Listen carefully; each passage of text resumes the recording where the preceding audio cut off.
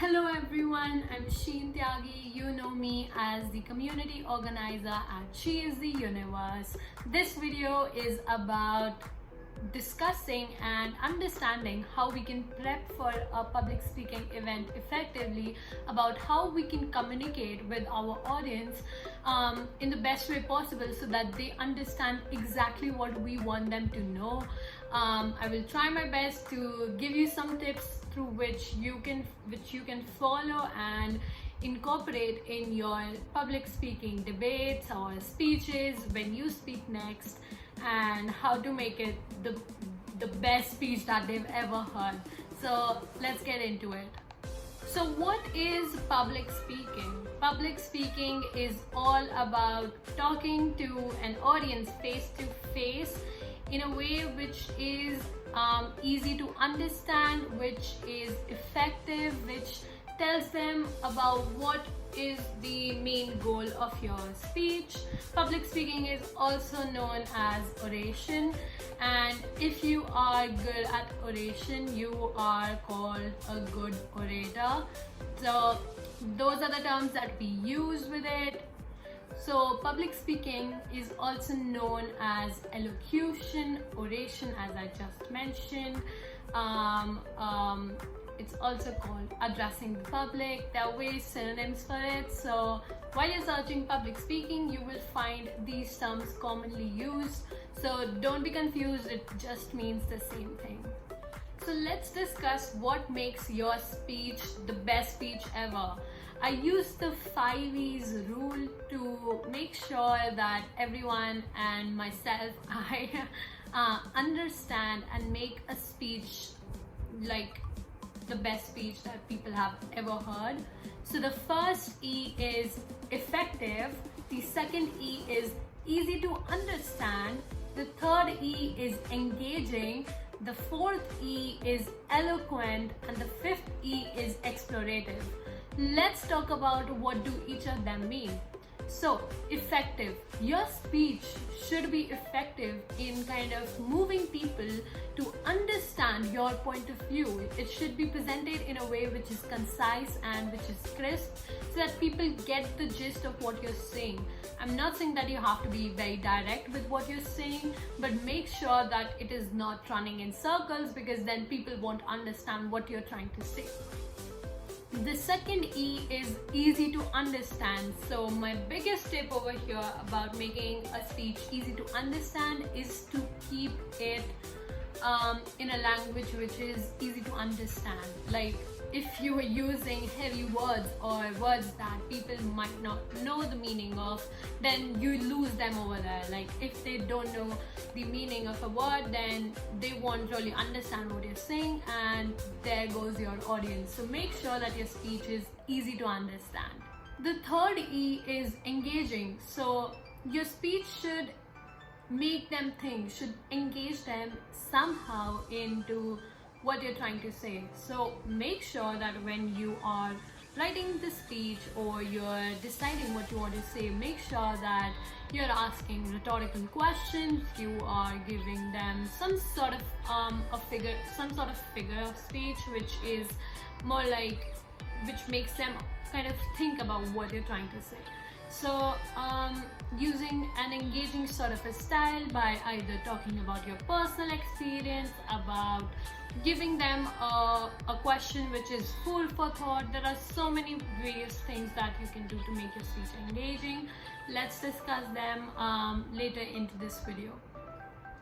The fourth E is eloquent. So your delivery matters. Like you can have the best of speech and it won't make an effect on anyone unless it is eloquent in nature and you spoke it with conviction and confidence. So we are coming on the C's soon about your speech, but yeah, you have to make sure that you speak it with a lot of confidence and with a lot of conviction and in a way which is eloquent, because if you're a good speaker, then you can definitely like convince them about anything. So your eloquence matters a lot.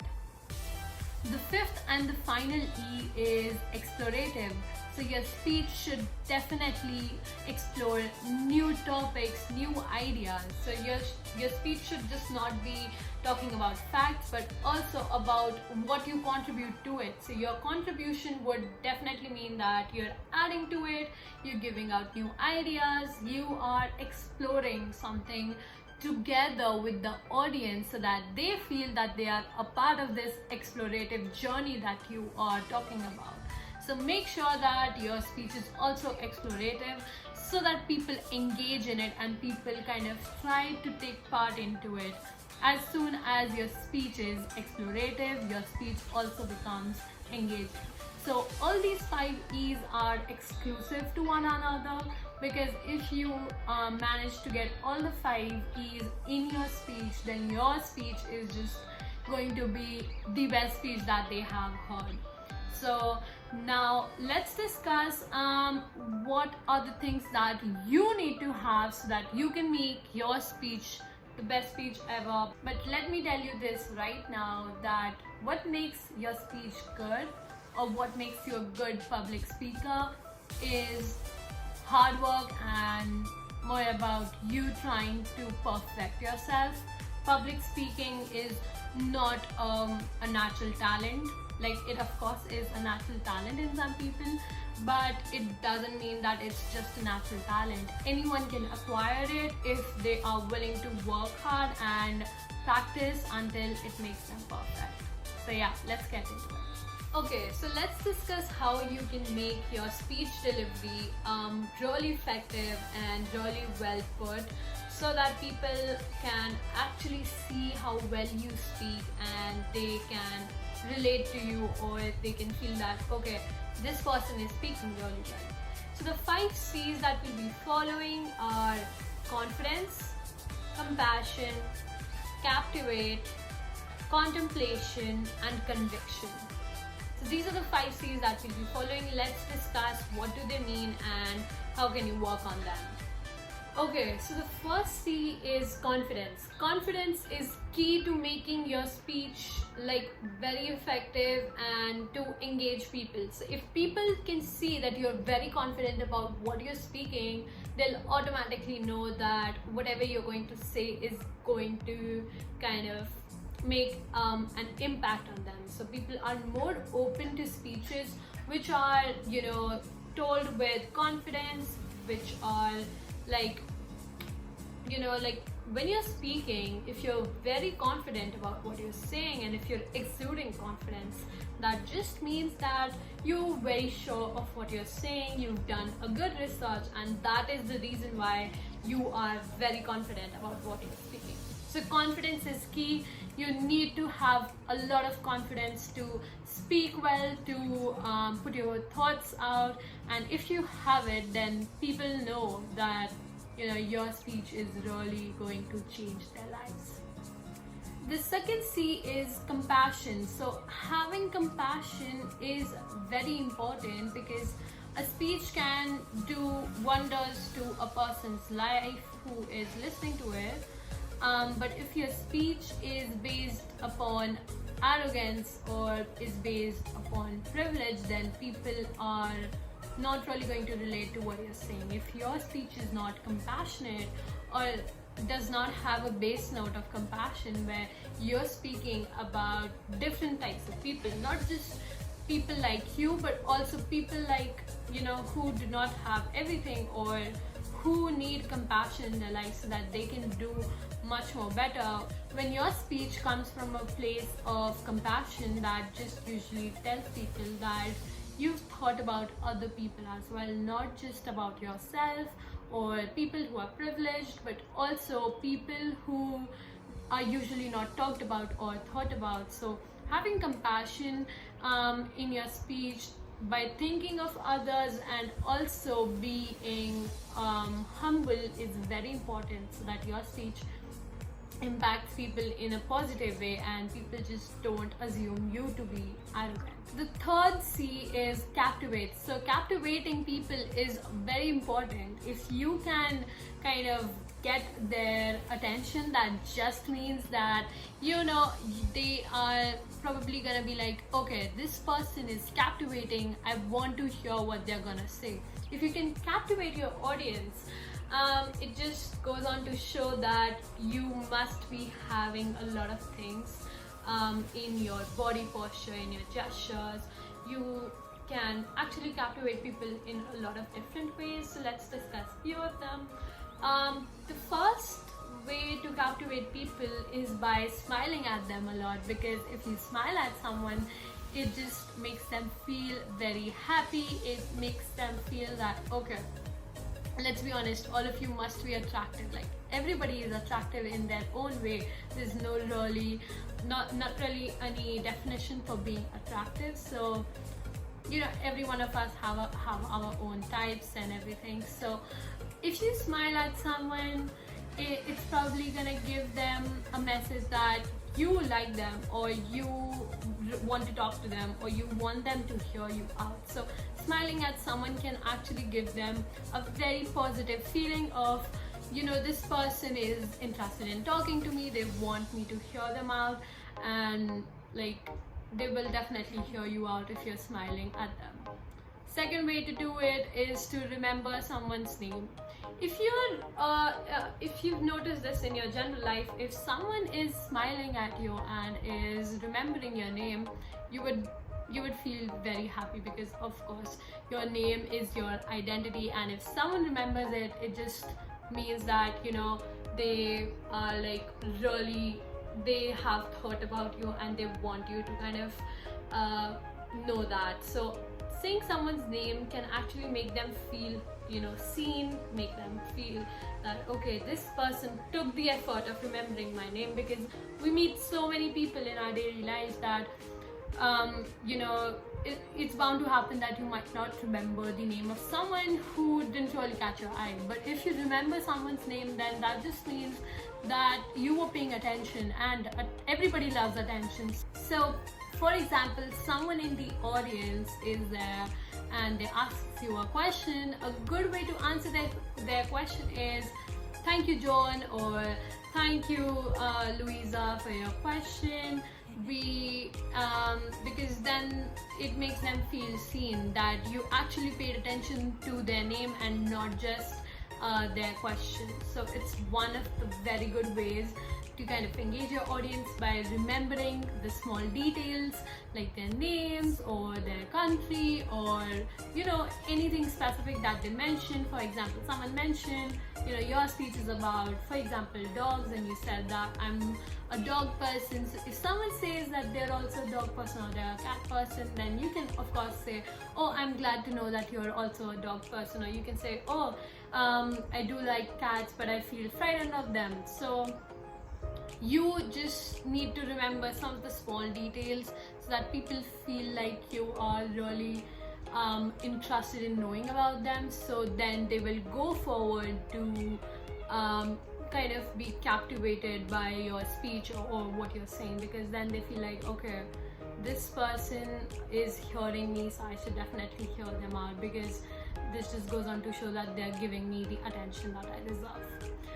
The third way, which is kind of debatable, I don't know if all of you would agree to it, but being mysterious, being, you know, ethereal, or being kind of more like being multifaceted. Because if you're multifaceted or you're mysterious, then people are very captivated by you. Like, for example, like, as soon as you go on the podium, you wait for people to be silent, and then you go on to give your speech, but you know, you're not really giving away what you're thinking on your face. Like, you're giving a good speech, but they don't really know what your like motives are, or what your you know, arguments are, or what you're really thinking inside. Captivating people by being mysterious is also one of the very good ways, because then you're giving them a piece of you, but that's the more given piece of you. So then they're like, we want to know the other side of this person. For example, you're very serious during your speech, and then people ask you funny questions.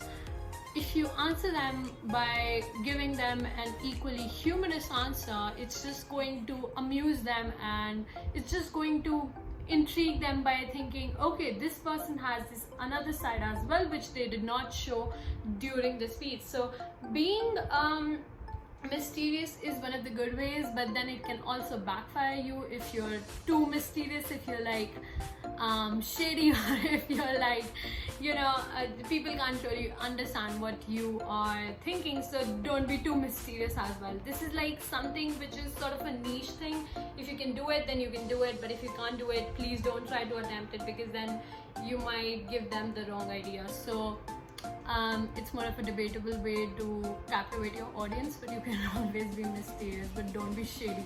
So another way to captivate your audience is by being powerful, like exuding power, because if you're exuding power, that just means that you are coming from a place of power and you know exactly what you're saying. If you go onto the stage and speak with a lot of confidence, that just means that you are very self-aware, you know your facts, and you're talking to them as if you are one of them, but you're not truly one of them. You are like at a higher stature.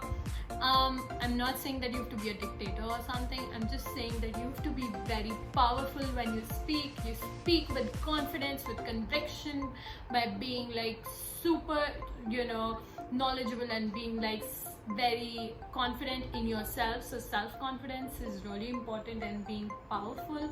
So when you're powerful, people are automatically captivated by you. And so there's so many people who speak with like in a very powerful voice and with conviction, and that is because they are knowledgeable enough. So knowledge is key to power. Self-confidence and knowledge that's the key to having power in your voice, in your thoughts. So make sure that you are also knowledgeable. Please keep yourself updated about whatever you're talking about, because if you know what you are talking about, you're definitely going to reflect that to your audience. So yeah, having a powerful presentation is also a good way to captivate people. So those are the 4 ways that I can think of how you can captivate your audience.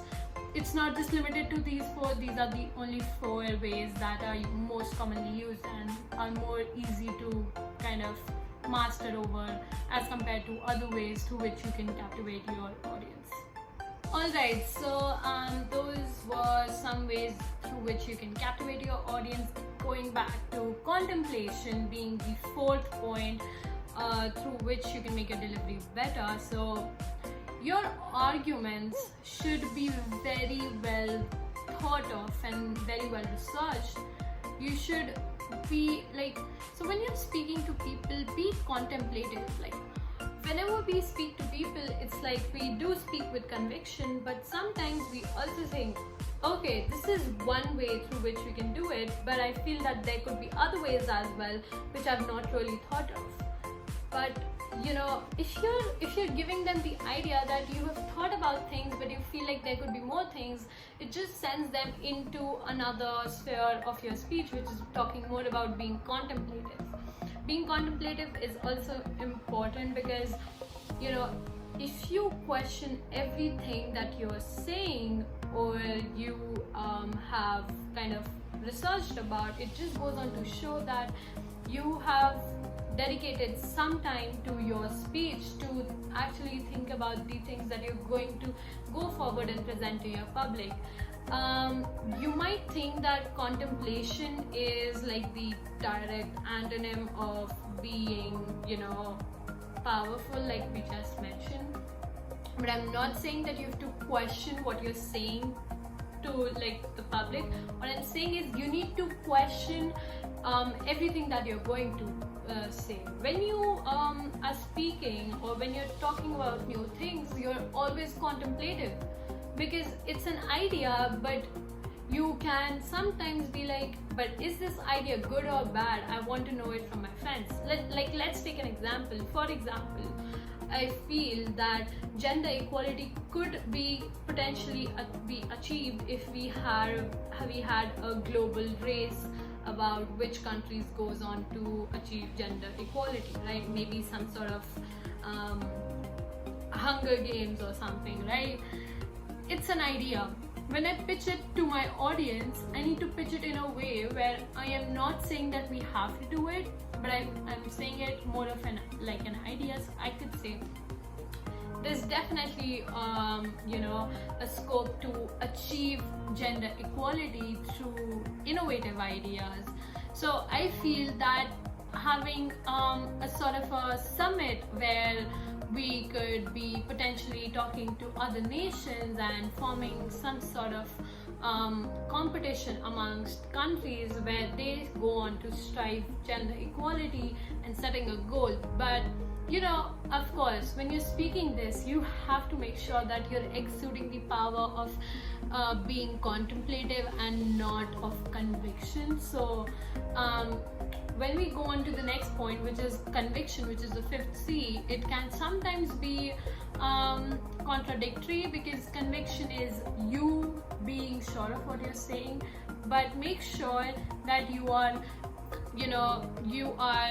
speaking with convention about things which are set, which are already there, which are well proven, and you are being contemplative about things which are potential ideas, which are things that could be achieved, but it is something which needs to be worked upon because it's not really there out there, right? So your ideas should always be contemplative, not filled with conviction. Of course, you can say that I am sure this idea, when implemented, would achieve really good results. You can be sure, you could be, you could feel conviction about your idea, but you can't pitch your idea with conviction. You have to always pitch it through contemplation, because it is something that has not yet happened. So you have to make sure that people feel like it's also their idea and that their input matters, because then you are engaging your audience by making sure that they think about this. So contemplation is definitely about making sure that people feel that they are on the same journey as you are. It might be your idea, but it needs execution and feedback from others. So let's go to the 5th C that we just discussed, which is conviction. Your conviction about what you're saying is super important. You need to be sure, you need to be 100% sure of what you're saying. For example, if you're stating a fact, state it with conviction. If you're saying, I feel that we could do this for achieving this, or we could do this, or we could do that. When you are talking about new things, or when you're discussing new ideas, like I just mentioned, you have to be contemplative, but you also have to be sure of your idea. You can't be pitching an unsure idea to the audience, right? It's definitely, if you're pitching something to a larger audience, I'm sure all of you pitch it after having well thought about, okay, doing this would definitely make an impact, right? If I'm sure of that, then when I'm pitching it to others, I would be sure of it. But if there's some idea which you're not sure about, then don't include it in your speech, because then that would just go on to give them the idea that maybe you're not really sure. And so conviction about what you're speaking is super important, because if you're sure about what you're speaking, then you can speak with conviction, you can speak powerfully, and you can exude confidence. So again, all of these E's are super exclusive. You need to follow all of them, because in a speech, nothing is really delivered in the same way. Your modulation is always there. You need to modulate your ideas from one flow to another. When you're for example, you're going ahead with confidence that, okay, this is something that needs to be done. Then you go on to say, I have these ideas. So there goes your contemplation. Then you go on to say, I am sure if you do this, we could change the world. That is your conviction. And then you go on to say this can be done in these various ways, and these are the different things that every single community person can do to make a change. There is your compassion, because you're giving different ideas for different types of people, because people have various sort of restrictions in their lives, and not everyone can contribute in the same way. So there is your compassion. And then what was the last one? And then you go on to deliver a very dynamic, and so there is your captivating. So captivation, I feel like if this is your graph, then this is your captivate. You have to captivate them throughout your speech. So I hope that was like easy to understand. Let's go on to talk about the 10 tips that I would give you so that you can speak well in public and make sure that your speech is definitely impacting the lives of everyone who's sitting in your audience. So let's go to that part. Okay, so when we talk about tips, there are so many tips that could possibly be there, but when I talk about public speaking from my personal experience, the first feeling that I get is that I'm always nervous, especially when I'm going to go onto the stage. But it's very important for you to understand that feeling nervous is perfectly normal. We all do that. Even the best of orators are really scared to go onto the stage at the final moment, and it's all about taking deep breaths and kind of inhaling, exhaling, inhaling and exhaling. Be sure of yourself, because it's fine. Every one of us is normally nervous about going onto the stage. But but that is more of a scientific element, because we all get that adrenaline rush, and adrenaline rush has such huge implications on all of us, and such various implications, honestly. Whenever I go onto the stage, when I'm speaking, I'm like, oh my god, I will speak with a lot of confidence, like I'm doing right now.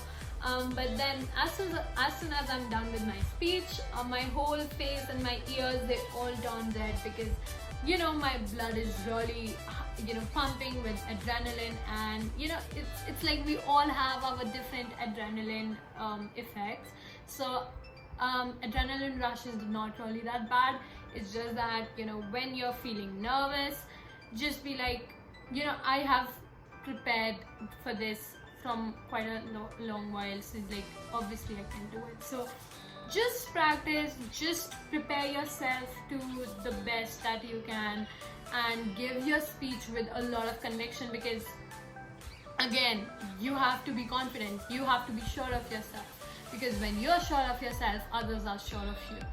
So it's fine if you're nervous, just be confident. The second point is know your audience. So knowing your audience is super important. You have to know what is the level of your audience, so that you can communicate to them on the same level. You have to always modulate your speech to it.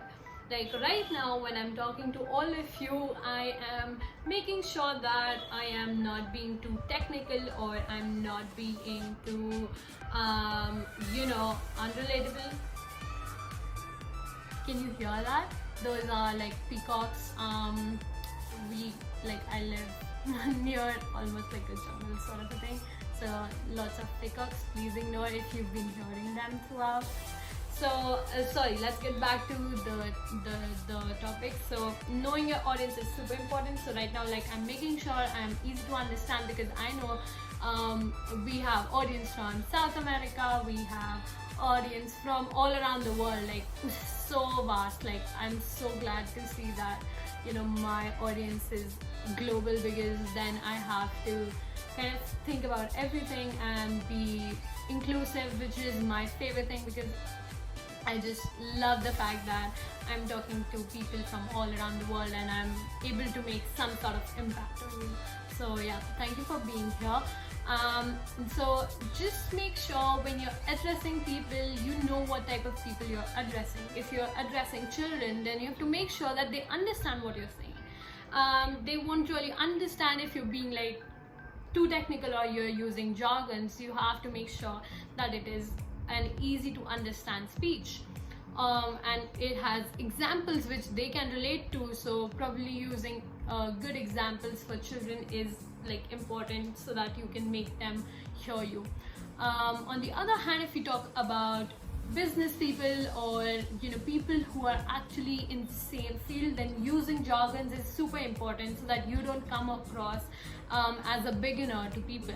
So this is something that I usually battle with a lot, because sometimes I'll meet like super professional or in the field people, so they are industry people, so they of course want you to talk to them on the same level as you are. And if you talk to them in in a way which is more easy to understand, then they'll feel that maybe you are just a beginner or you don't have enough knowledge. So make sure you know your audience, because your audience decides what type of speech that you're going to have. If they are professionals, then use professional language, use jargons. But if you're talking to the general public or if you're talking to children, make sure that your speech is not too technical, because too technical of a speech can kind of lose the attention span of people who are watching you. Another thing is organizing your speech and the material that you use in a very organized way, so that you know just what you want to do. If you are not really well organized, sometimes the problem that you'll face is that you don't know what is where, right? And at times the presentations or audience engagement activities, it's really important that you have all your things organized, so that you feel confident that okay, I know exactly what is where. So you don't have to search in front of the audience, and then for example, you're supposed to show them a clip, then you know where the clip is, because if you don't know it and then you're searching for it on the screen, then they can see that you're not that well prepared. It can actually lose their faith in you. So be organized, because then you will feel confident about yourself, and the public around you who's watching you will also feel that okay, this person is like really prepared. So it just makes sure that they are listening to you. So organize your things well, because it will help you a lot. Trust me, I've just gone through a lot of things when I was starting out, because I was not that organized. But making folders in your laptop, organizing things well is like super important, so that people can also see that you're organized about what you're saying and what you're thinking, and it just reflects well on you. The fourth point is kind of letting your personality come through. So make sure that when you're speaking, you are being yourself. You're not being someone else. You're not trying to copy someone, or you're not trying to be like someone else. Just be you. If you are a person who is very funny, then be funny. There's no fault in being funny. Being funny actually shows them that you are humorous and you have a good sense of humor. It's a good thing. If you are more of a serious sort of a person, then be serious, but just don't show that element of you. Just also kind of try to incorporate your other elements, because I'm sure even if you're serious, you must be having some or the other quality which makes you unique. So don't try to omit any personality trait of yours. Try to show it all to your audience, because then they go on to think that okay, this person is multifaceted. And being multifaceted is the biggest advantage that you could have in the 21st century, because people are just not interested in a 2D person who is just ABCD, which is like given on paper. They're not just that. Having a multifaceted personality is super important, because then that goes on to show them that you're not just cute, or you're not just a good speaker, but you also have a lot of talents in you, a lot of skills. you are smart, you are brave, you are confident, you are studious, you're like an academic if that's what you are, or if you are a good thinker, you know, just be yourself, show your personality, let it come through to the people who are listening to you, so that they can form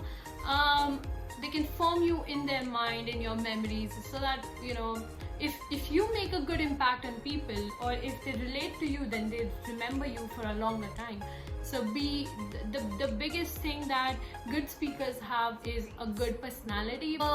Make sure that your personality is coming through, so that if people are asked to describe you in one word, it would be a good word, and it would, like, there's no definition of a good word, but it's a word that is actually you. So let your personality come through. The fifth point is watch for feedback and adapt to it. So your audience is your best judge. Like, no one else can judge you better than your audience who's listening to you, who is hearing you out. And usually when you speak somewhere, people might want to come up to you, might want to share their feedback with you, which is a really good thing, because that shows that they were engaged in your speech. So if people are coming to you with feedback, with constructive criticism, just let it in. They want the best thing for you. If you go to an audience, the audience won't want something bad for you. On the contrary, they would have really good feedback for you. So if you have any feedback for me, please do reach out to me as well. But good feedback is always given by the people who are listening to you. So let that feedback come to you, even if it is a constructive criticism. Take it with open hands, because they must be having a good point for you, because only then they would approach you, right? I'm not saying that like take everything to your heart, but constructive criticism is very important, so that people are actually, they actually perceive you as a person who will hear them out as well. So hear people out, take the constructive criticism and adapt to it, change your ways. If everybody is saying that maybe you're going too fast, you might take it as criticism, but most probably it's a constructive criticism, because if you're going too fast, then people won't understand you. So take criticism with a good heart, with take it in a good stead, and kind of adapt to it, because it's most probably true. So this point I did discuss with you, using humor, using stories, and using effective language is super important, so that people can relate to you. If you are telling them about your personal experience, or if you're telling them about someone else's experience in the form of a story, then it really captivates your audience.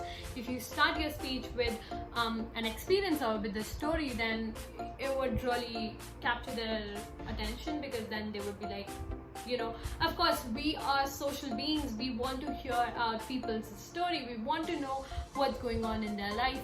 I mean, we watch things like, we follow influencers, we follow celebrities, we follow YouTubers. Why is that so? Because we as social beings want to know what is happening in others' life, right? And there's no fault in doing that. It's just, it gives the person who is speaking more power to go ahead, because they have an audience. So use stories, use personal experiences, use humorous facts, use trivia, use rhetorical question, use effective language, use anything which makes sure that your audience is captivated by you. Make sure that you are saying things and you are putting forward things to the audience which makes them think, because if you're going to make them think, or if you're going to share something, then people will of course think about these things. They will have their own perception about it, they will have more ideas about it. So it's a really good thing to do. So make sure that you're sharing ideas with people, so that they feel as if they are also there with you and they're going through it with you. So that's a good thing to do. Use humor, use effective language, use things which can help you in your speech, which can captivate your audience. So the next point is is grab attention at the beginning and close with the dynamic end. Grabbing attention at the beginning using the things that I mentioned in the point before this, using good attention grabbing things, using quotes, using humor, using experiences is a good way to grab attention at the beginning. And in the end, finish your speech with convictions, finish your speech with power, with be dynamic about it, be like, I am sure of this, or doing this will result into this. When you give people solutions, when you give people conviction, when you give people the confidence that doing this would actually result into something, people are more likely to kind of remember that or try it out, right? So ending your speech with a dynamic sort of power by ending it with conviction is like super important, because then people are definitely going to remember you, and they're definitely going to they'll of course try to achieve it as well. So starting your speech with attention grabbing scenarios and ending it with conviction is like super important, because then that makes a speech a very good speech. I would suggest you to avoid reading, because reading something just goes on to show that you are maybe not that well prepared, or that of course, if you do not kind of communicate with people, or if you do not engage with them, or you don't do eye contact. Like, eye contact is super important in making sure that people are hearing you out, or they are paying attention to you, because eye contact is a really good way to kind of capture your audience. So if you're reading, then that is like that does not help you with eye contact. So people are of course not going to be able to see your eyes or to see your communication skills. So eye contact is super important.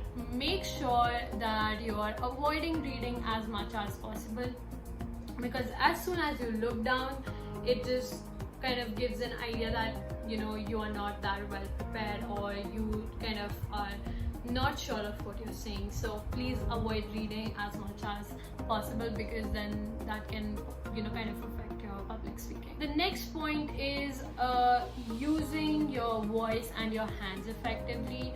So when you're speaking, like I'm speaking right now, I am using my voice, I'm using my hands, and when I'm using them, I am portraying a sense of confidence, a sort of like I am sure of what I'm saying, so I'm using my hands and I'm using my voice in an effective manner. So when you're speaking in front of a public, it's up to you. If you want to use hand gestures, please do. But if you feel that maybe it's awkward or something and you don't want to do it, then you don't have to do it. But make sure that if you're using your hand gestures, your gestures should not portray a sense of nervousness. Because if you're kind of showing a sense of nervousness, that just means you're not sure of what you're saying, right? So omitting negative or like nervous gestures is super important, because if you're, for example, let's just talk about some of the nervous gestures. One of the nervous gesture could be doing I guess I think so. Those are like nervous gestures. You use them as fillers.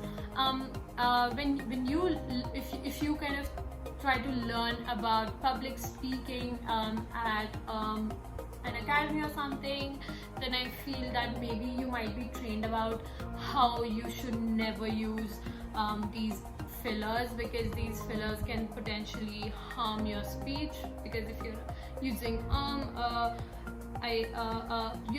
of course, if I'm like right now, if I'm using it, then it's just showing that I am nervous about it. Like, for example, I have to talk about, let's talk about sustainable development. For example, I am the confident self. So let's go.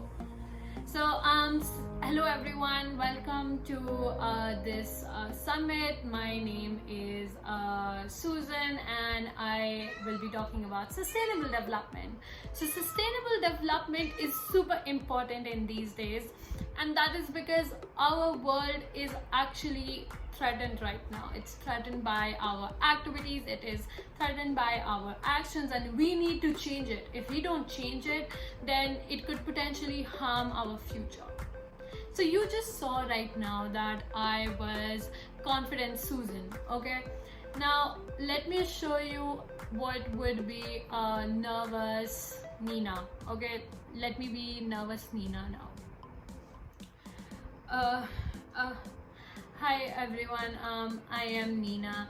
I'll be talking about sustainable development today, and so as you all know that sustainable development is like so important. We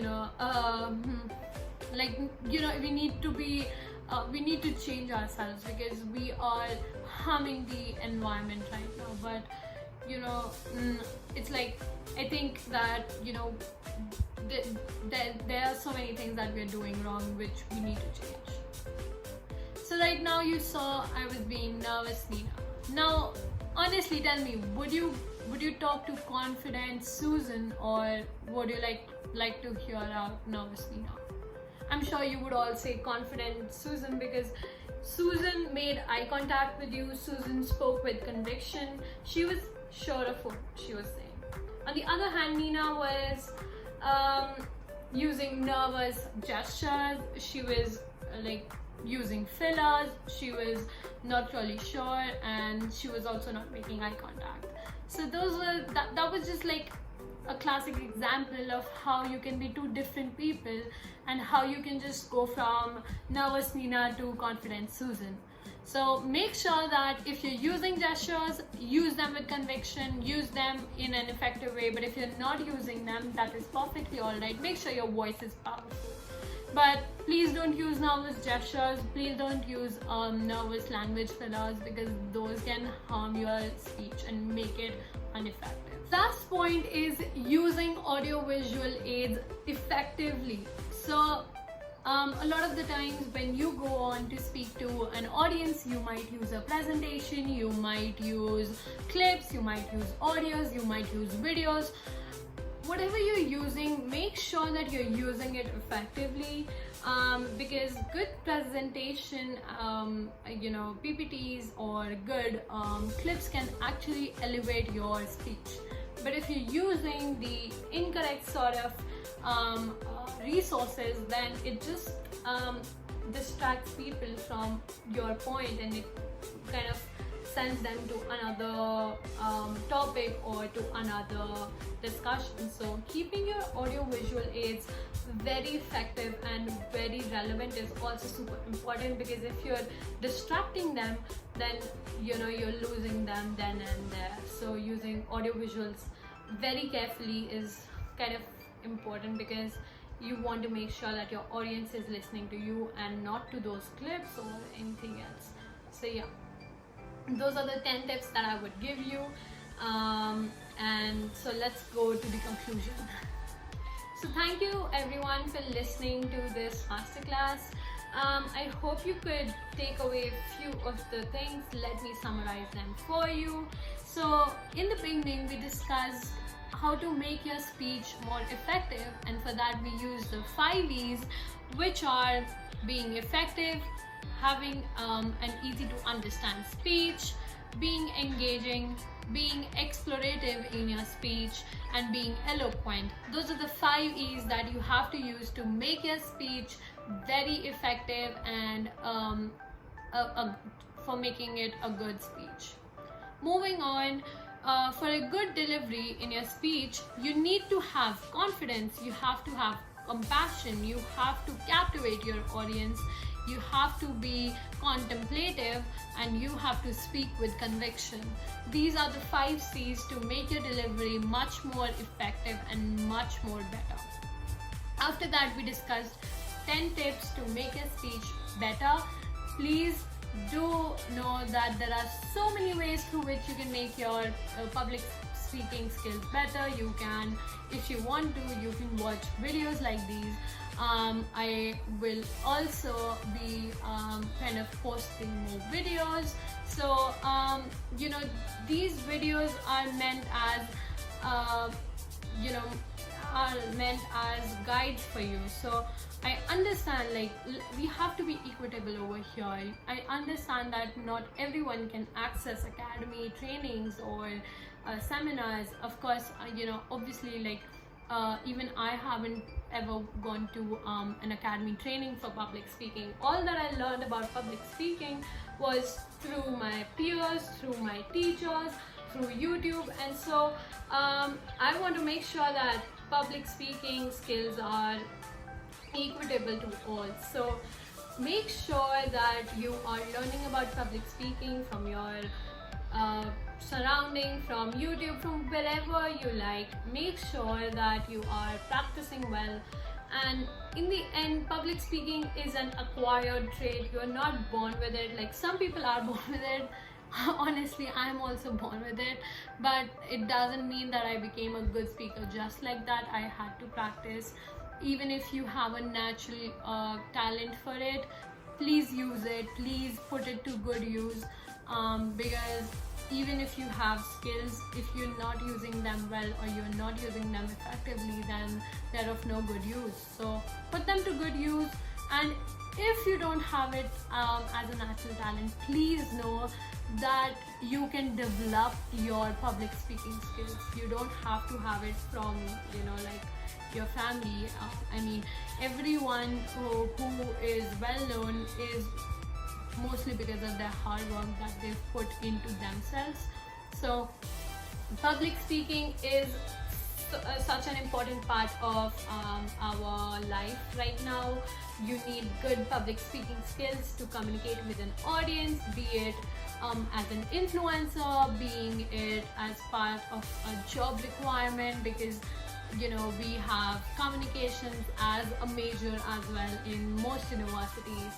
So that is there because after communications you can pursue an n number of careers. So having good communication skills are super important because it opens up not only a vast amount of career opportunities, but also because it makes you a good person, not just to others but to, like, yourself as well. If you're confident in how you speak, then you will most probably be more confident in yourself, you know, in its entirety, and you are, you know, of course, going to attract more people towards you who are potentially looking for one thing or another, you know, depending on your skills and your talents.